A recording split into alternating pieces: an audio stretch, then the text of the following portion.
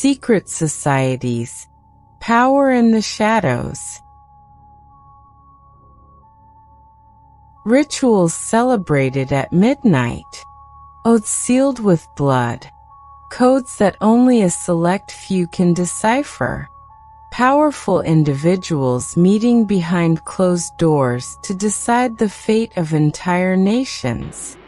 Throughout history, secret societies have fueled our deepest fears and our most ambitious theories.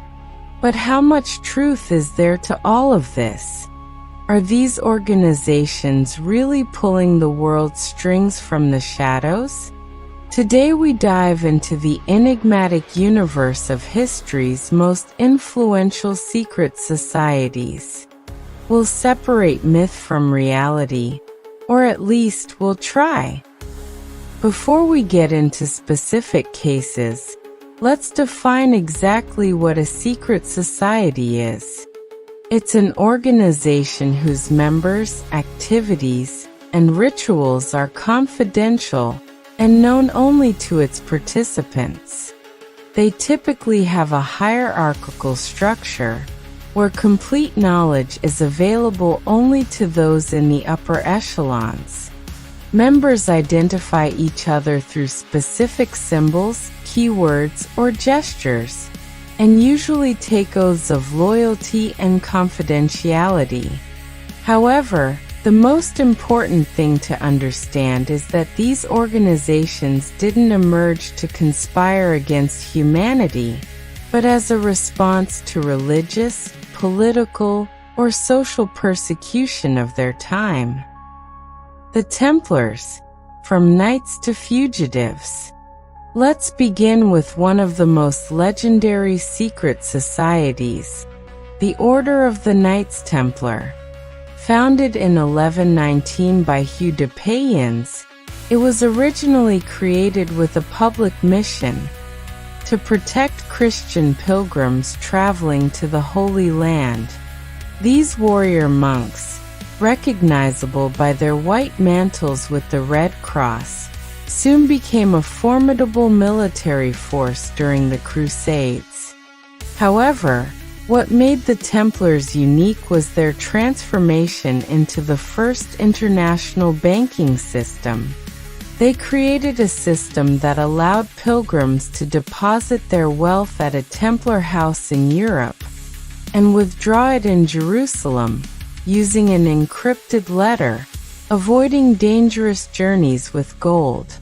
This financial innovation gave them unprecedented economic power. Their fall was as dramatic as their rise. On Friday, October 13th, 1307, the origin of the superstition about this day. King Philip IV of France, indebted to the order and fearing their power, ordered the simultaneous arrest of all Templars in France. Under torture, many confessed to heresies and blasphemous practices they likely never committed.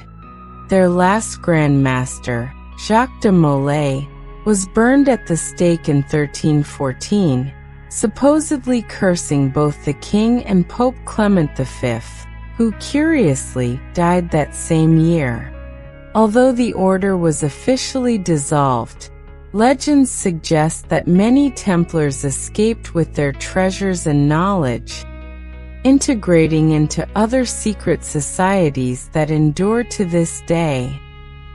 The Freemasons, builders of modernity. If there's one secret society that has generated more conspiracy theories than any other, it's Freemasonry. Its origins trace back to medieval guilds of stonemasons and cathedral builders, who protected their architectural techniques through secret signs and passwords. However, in 1717, in London, modern masonry took shape when four lodges united to form the first Grand Lodge. What makes masonry fascinating is its transformation from a professional guild to a philosophical society with elaborate rituals based on architectural symbolism. Its members speak of polishing the rough stone as a metaphor for personal improvement. Masons played a crucial role in historical events such as the Enlightenment, the American Revolution, and the French Revolution. Among their ranks have been figures like George Washington, Benjamin Franklin, Simón Bolívar, Wolfgang Amadeus Mozart, and many other world leaders. The fact that so many of America's founding fathers were Masons has fueled theories about their influence on the design of national symbols, such as the seal on the $1 bill with its famous, all-seeing eye. Contrary to conspiracy theories, Masonry is not a religion, nor does it aim to replace it. It simply requires that its members believe in a supreme being, regardless of what they call it, promoting religious tolerance in times of fanaticism. Its three fundamental principles, liberty, equality, and fraternity, were revolutionary in highly stratified societies. Illuminati, the society that never died. Few names generate more fascination and fear than the Illuminati. However, the historical truth is less spectacular than modern theories. The Order of the Illuminati was founded on May 1, 1776, by Adam Weishaupt, a law professor at the University of Ingolstadt, Bavaria. Its original goal was to combat superstition, religious obscurantism, and the Church's influence over public life, promoting education and social equality. Weishaupt, educated by Jesuits but critical of their methods, structured his organization similarly, with degrees of initiation and strict secrecy. The order grew rapidly, infiltrating existing Masonic lodges and attracting progressive intellectuals and politicians. At its peak, it had between 2,000 and 3,000 members across Europe. However, its success was brief. In 1785, Duke Charles Theodore of Bavaria banned all secret societies, including the Illuminati. Weishaupt was exiled, and the order officially dissolved. What's fascinating is how an organization that existed for less than a decade has generated centuries of conspiracy theories. After the French Revolution, authors like Augustin Barruel argued that the Illuminati had secretly survived to orchestrate the revolution. Since then, virtually every significant world event, from wars to economic crises, has been attributed to these supposed global manipulators. The reality is that the historical Illuminati disappeared in the 18th century. Their persistence in popular culture says more about our collective fears than about actual conspiracies. We need to find meaning in a chaotic world, and sometimes it's more comforting to imagine that someone, even if malevolent, is in charge. Skull and Bones, the breeding ground for American leaders. Let's now move to American soil, specifically to the prestigious Yale University, where in 1832 one of the most influential collegiate secret societies was born, Skull and Bones. Unlike other student organizations, Skull and Bones selects only 15 senior students each year, generally sons of wealthy and powerful families. During their initiation, new members receive a secret name they'll use for life when communicating with other Bonesmen. Their meetings take place in a windowless building known as the Tomb. What makes this society particularly relevant is the disproportionate influence its members have had in American politics. 3 U.S. presidents have been Bonesmen: William Howard Taft, George H.W. Bush, and his son George W. Bush. Its ranks also include numerous senators, Supreme Court justices, CIA directors, and leaders of global finance. Skull and Bones rituals supposedly include simulated death and rebirth, and the possession of relics such as the skull of Apache Chief Geronimo, which according to some sources was stolen from his grave by society members during World War I. These practices, combined with the organization's hermeticism and the influence of its members, have fueled theories about its role in U.S. political and economic decisions. The Rosicrucians: mysticism and science. At the more esoteric end of the spectrum, we find the Rosicrucian order. Its origin is shrouded in mystery and legend. It was supposedly founded in the 14th century by Christian Rosenkreuz, a German mystic who had studied secret wisdom in the East. However, the first historical evidence of the order appears in 3 manifestos published anonymously between 1614 and 1616 in Germany. These texts, known as Fama Fraternitatis, Confessio Fraternitatis, and the Chemical Wedding of Christian Rosenkreuz, caused a sensation in intellectual Europe. They described a secret society dedicated to spiritual reform, medicine, and alchemy. What was revolutionary was their blend of mysticism with empirical science at a time when both fields were separate. The Rosicrucians greatly influenced thinkers like René Descartes, Francis Bacon, and Isaac Newton, who shared their interest in combining scientific knowledge with esoteric traditions. Some historians consider the Rosicrucians as precursors to the scientific Enlightenment. Today, various organizations claim Rosicrucian heritage, such as Amorc, ancient mystical order Rosicrucis, offering teachings on metaphysics, meditation, and spiritual knowledge. Unlike other secret societies, modern Rosicrucians actively promote their teachings to the public, keeping private only certain rituals and practices. Secret societies of the East, the Triads and Ninjas.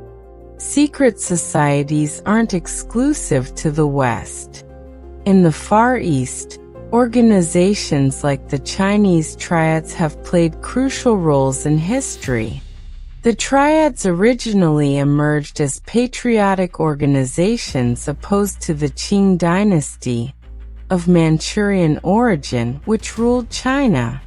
Their name derives from the concept of the triangle representing the union of heaven, earth, and humanity, with elaborate initiation rituals that included drinking blood mixed with wine and swearing 36 oaths of loyalty.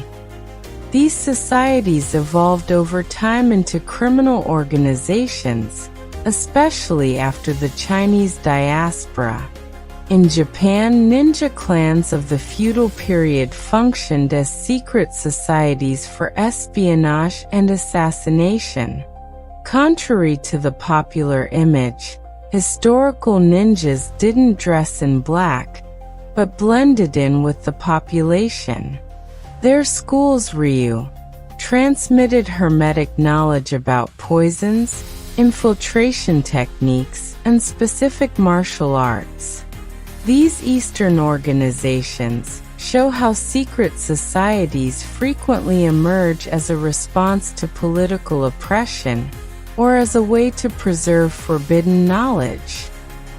Secret societies in today's world. Do influential secret societies exist today? Organizations like the Bilderberg Club, founded in 1954, annually gather political, business, and academic leaders to discuss global issues under a confidentiality rule. Although they publish their attendee lists, they don't reveal the exact content of their conversations, fueling speculation. The Bohemian Club, with its annual retreat at Bohemian Grove, California, brings together the American male elite in ceremonies that include the cremation of care in front of a giant owl statue. Members have included presidents like Nixon, Reagan, and Bush. However, these groups function more as networks of influence than as global conspirators.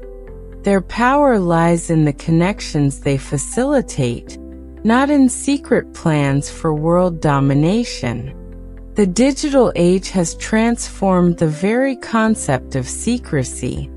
WikiLeaks and other massive leaks have made it more difficult to maintain truly secret activities. At the same time, the Internet facilitates the spread of unfounded conspiracy theories, creating a paradox where we know more than ever but trust the available information less. Conclusion: secret societies have existed in all cultures and eras as a response to fundamental human needs: protection from persecution, preservation of forbidden knowledge, creation of networks of trust and influence, and the search for meaning through shared rituals. Their true power didn't always reside in global conspiracies, but in something perhaps deeper: their ability to create collective identities, transmit alternative knowledge, and challenge established orders.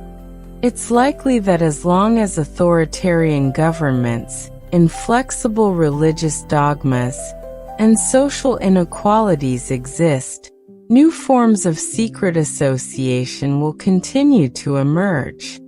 What's fascinating is that these organizations reflect both our fears and our aspirations.